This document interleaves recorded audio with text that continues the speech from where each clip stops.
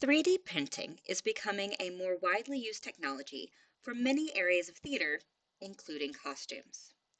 The goal of this tutorial is to give you a quick overview of one type of 3D modeling software that can be used to create 3D printed objects for theater. By the end of this tutorial, you will have a finalized pair of earrings that will be ready to be printed on a 3D printer. So let's get started. First, you'll want to go to Tinkercad.com. If you do not have an account with Tinkercad, you're going to click the Sign Up button in the top right corner. From here, click Create a Personal Account. You have the option to sign up with your email, sign in with Google, and sign in with Apple. Once you've done that, you'll be logged in and ready to work. Since I already have a Tinkercad account, I will go back and just click Log In. Once you're logged in, here is the home screen where you can see all of your past files. Or, if you're new, you won't have any files here. So to create a new file, we're going to come over to the right and click the Create button. From the drop-down menu, select 3D Design. And now we have our workspace. So let's do a quick overview of some of these controls and the different things we're going to be using. Up here in the top corner, it has already generated a name for your project. If you just click that, you can change the name. It's always something silly, and sometimes I enjoy keeping them, but for this class, I'm going to change it. I just right-click once, and it brings up the option to change the name. Click Enter to save the name. Here on the left side, we have a couple of navigation buttons. We can switch to Flat View or Perspective View. Flat View is also called orthographic. We can zoom out, zoom in. This fits all in view. When we've got more objects, it lets you kind of zoom out quickly. And then Home as well. I honestly don't use these two buttons very often. This cube right here is our orbit cube, so you can just click and drag to change your view. You can also snap to different views by clicking on parts of the box. So now if I click Home, it's going to go back to this position. In this corner, we have a couple of different controls. We have Copy, Paste, Duplicate, Delete, Undo, and Redo. And each of these also pop up the keyboard shortcut for any of these controls. Over here, we have another variety of options that we will use in this project. We've got Group, Ungroup, Align. We will use all three of these. Mirror, and Cruise. I have used Mirror. I have never used Cruise. I've never found the use for it. Over here, we have a series of basic shapes. Tinkercad uses a 3D modeling software where you build from basic shapes. Once you have a shape on the board, you can just click and drag. We get this drop-down menu for shape options, and I can click this arrow to hide the additional parts. So I'm just with the shape there. We're going to look at some other options. We have various controls. Each of these white squares are a handle that we can click and drag to change the shape in more than one direction. If you click one of the black squares, the handle lets you stretch the shape in that direction. You'll also notice that there's a white square that's kind of right up in the middle. I'm going to orbit the view a little bit. This allows us to change the height. We also have, when you click any of these boxes, it gives you a text box that you can then change the size with. Oops. Helps if it's actually selected. This prism here allows you to let the shape float up off the work plane. I'm going to undo that. And so those are some of the ways that we can control the shapes. These bended arrows give you a dial for rotating objects, either in set increments or in smaller, more controlled increments. There's some other navigation that you can do with your mouse.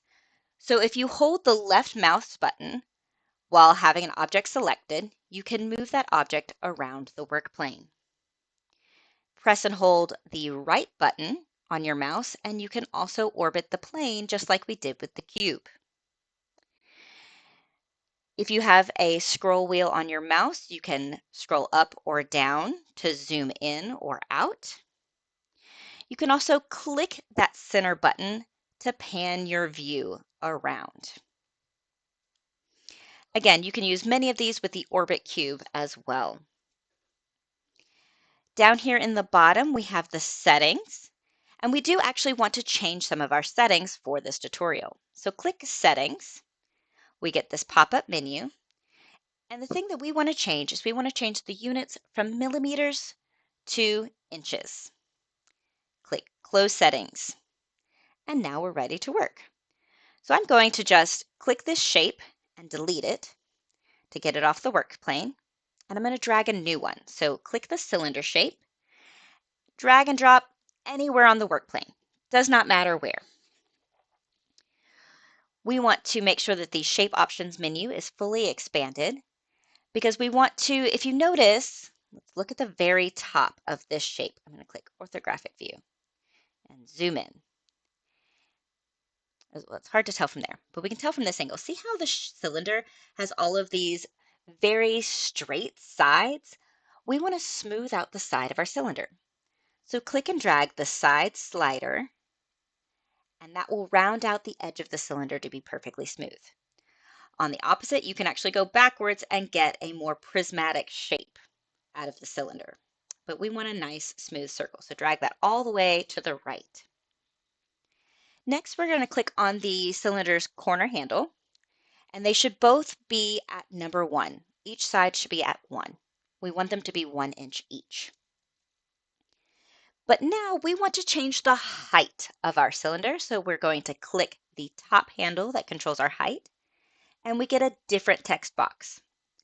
I'm going to click this text box, and we want to enter 0.062 and hit enter. That changes our cylinder's shape to be nice and flat because we don't want a 1 inch thick earring. It's a little too thick. So now we have the base of our earring shape, and we want to add a file on top of that. So in a new tab, go to amyballou.com/sample class. Here we've got the additional materials for the class, and scroll down a little bit to the required materials and click the drama masks. This will pop open a new page. This is an SVG file, which is what we need for working with Tinkercad. So just click download and then go back into Tinkercad. So we can click anywhere on the screen to deselect that object, which we want to do. Now we want to go up to this corner and click Import 3D Files. We get this pop-up menu. And we want to choose a file. And you can see right here, Tinkercad supports these file types. So I'm just going to open up my download history and drag and drop into this box. We don't want to change the scale or size of anything of this. Just click Import. And it will think for a moment. Once it uploads, you'll notice it's really big. So let's zoom out. Oop, too far. Click the drama masks so we get these control handles. We're going to click one of the corner handles and press and hold Shift and drag the shape smaller. By holding Shift, we are actually controlling the size proportionally. So you want to just keep making it smaller until about there. We want to drag it until one of these sides, it's going to be this side right here, is 1 inch. So I'm just going to drag and hold Shift. I'm going to zoom in a little bit more. Actually, I'm going to pan, move this object closer to my cylinder. So as I am working, I can keep everything in sight. Oh, one more little bump. That's close enough. So we also want to make sure that the height is different because right now it's really small. So click the center handle that controls our height. And in the text box, click that. We want to change the height to 0.125 and hit enter.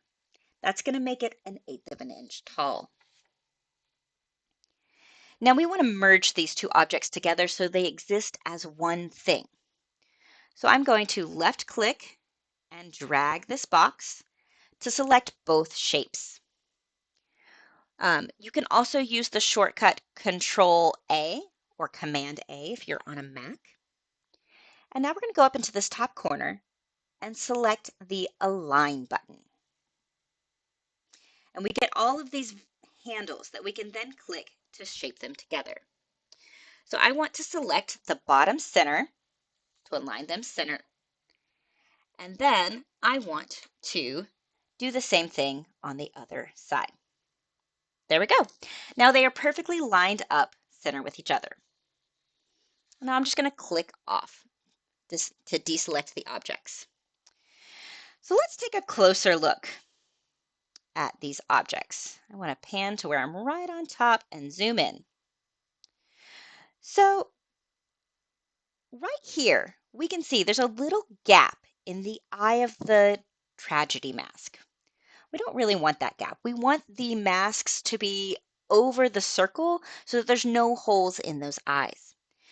So we can actually move one shape over very incrementally without our mouse, but with using our numpad.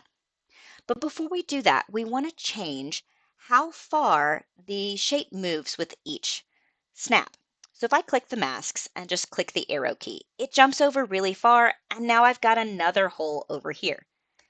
Let me go put it back. So let's change our snap grid settings. Down here in the bottom, select snap grid, and we want to change it to 1/64 of an inch. That gives us a little tiny amount that we're going to move from side to side.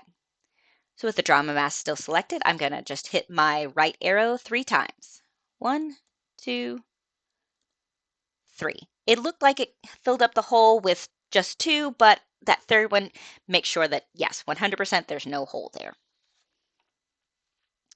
So now we want to make these two objects the same because right now they're not. They are two separate objects, and we know that because they are two different colors. So you can either left click and drag to make sure you have both objects selected, or hit Control or Command A to ensure you have both objects selected. Now up in the right hand corner, we're going to click Group. It's going to think for a moment, and then both shapes are going to become one color. We know they're grouped together because when I click and drag, they operate together. I'm going to deselect and reselect. They are one object now. So, great, we've got our basic shape. But now we need the ability to attach this to jewelry finding to turn it into an earring. So we're going to go back to our basic shapes and drag and drop this gray cylinder, which is actually a hole shape. If you notice in the shape option drop-down box, the whole one is selected. So on any shape from the Shapes menu, you can select solid, you can change the color, or you can select it to be a hole. Right now, this is a hole. It's not going to do anything, so if we drag it on top, it kind of puts a shadow on the object because it's not actually functioning as a hole yet. We'll make it into a hole in just a moment. But first we want to make it the correct size. So we're going to click one of the corner handles, get the shape box out of the way. I'm going to click one of the dialog boxes that gives us the size, and I'm going to change the size to 0.062 on one side. I can hit Tab to switch to the other text box, and I'm going to enter the same number, 0.062, and press enter. Now we've got a little tiny cylinder. We do not need to worry about the height of this object because right now it's a lot taller than the other object. If I click to front, you can see it's a lot taller. That's totally fine. Oh, that zoomed me way out. See, this is why I don't use that option very often because it ends up zooming me way out of the plane. And I got to zoom back in. Woo! Being a little laggy.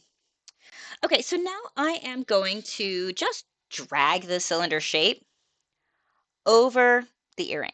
So I want to actually see this from the top so I can see where I'm placing it. Okay, I want to use my orbit cube to just turn it sideways a little bit. All right, how about somewhere in there? So you want it about in the middle of this space. We want it close to the edge. Actually, I think this needs to be a little bit closer. Oh, I think I changed the size when I did that. Control Z. So I'm going to just use my snap grid to move that closer. Very good.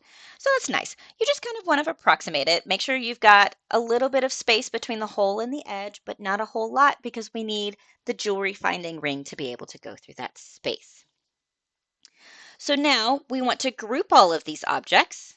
So you can either left click and drag to select all the objects or hit Control Command A, and we're going to hit group again. Once it groups, we see that whole cylinder shape disappear, and now there's an actual hole in the object. So hole shapes function and create holes once you group the objects together, but they won't create a hole unless you group them. To make 3D printing easier, we're almost done. We need 2 of these. Now we could go through and completely do another one from scratch, but why do that when there's a simple shortcut? So we're going to select our object, hit Control C to copy, or we could copy from this corner up here. I'm going to press Control V to paste. And now we've got 2, but they're currently overlapping. If we were to import this object exactly like this, it would go onto the 3D printer overlapped and you wouldn't have 2 earrings. So we just need to drag one over so they're not right on top of each other. And there we go. Now we have a pair of earrings that are ready for 3D printing. So how do we get this model out of Tinkercad and ready to go to a 3D printer? We're going to go up to the right-hand corner and click Export.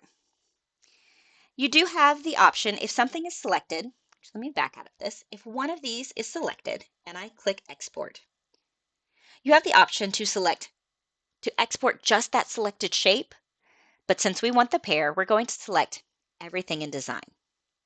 And it's got a couple of different options. If you wanted to laser cut this model, you totally could. You would export it as a .svg. But we want to do this for 3D printing, and the most common type of 3D printing model is an STL.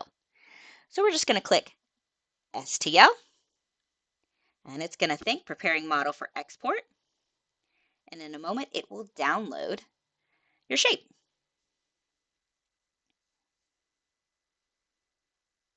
It is taking a long time to think about it. So this was just, while we're waiting for it to download, this was just a quick overview of things you can do with Tinkercad to create objects. You can do all kinds of things, and there's so much more you can do with Tinkercad to create shapes and models for 3D printing. There it goes. Now it's downloaded. So let's see this in File. I'm going to open it up in my 3D printing software. But if you want to learn more about 3D modeling, you can visit www.tinkercad.com/learn. But I do want to quickly show you what this model looks like in the 3D printing software when you're getting ready to print it. There it is. Zoom in. Because we exported both pieces, now they're printing as a pair. And that's it. You're done. Just take this file to your local maker space and give it to them to print on your 3D printer. Add your jewelry findings, and you're done. Thank you for joining me for an introduction to 3D printing for costumes.